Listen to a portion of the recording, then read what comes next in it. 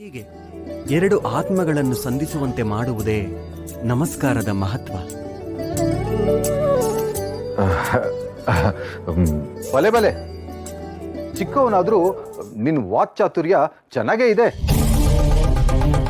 ಆದ್ರೆ ನನ್ನನ್ನ ಗೆಲ್ಲೋದಿಕ್ಕೆ ಇಷ್ಟು ಸಾಕಾಗೋದಿಲ್ಲ. ನನ್ನ ಬತ್ತಳಿಕೆಯ ಬಾಣಗಳ ಘಾತಕ್ಕೆ ನೀನು ಸೋತು ನೆಲಕ್ಕುರುಳೋದು ಖಚಿತ. ಆಮೇಲೆ ಸ್ಪರ್ಧೆಯ ನಿಯಮದ ಪ್ರಕಾರ ನೀನು ಓಂಕಾರನ ಎಂದಿಗೂ ಉಚ್ಚರಿಸೋ ಹಾಗಿಲ್ಲ. ಹಾಗಾಗಿ ಕೊನೆ ಬಾರಿ ಓಂಕಾರನ ಹೇಳ್ಕೊಬಿಡು.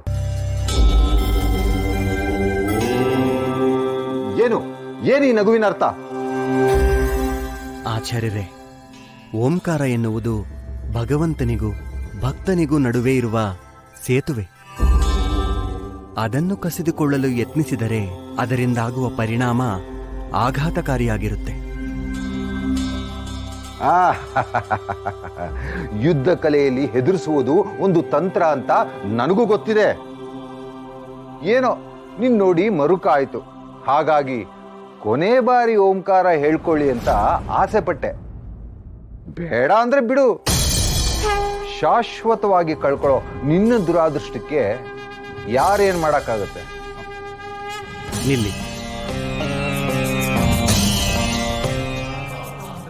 ಓಂಕಾರ ಹೇಳೋದು ಪುಣ್ಯದ ಕೆಲಸ.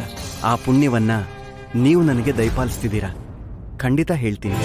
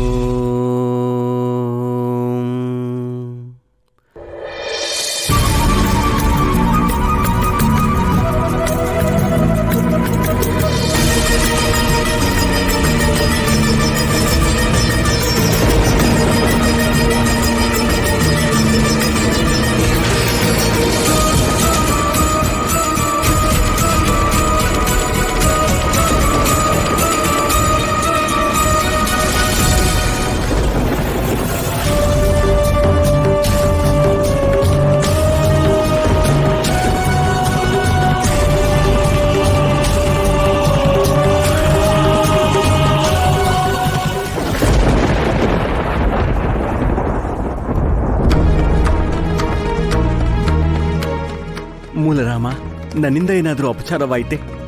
ದಯವಿಟ್ಟು ನನ್ನ ಕ್ಷಮಿಸು.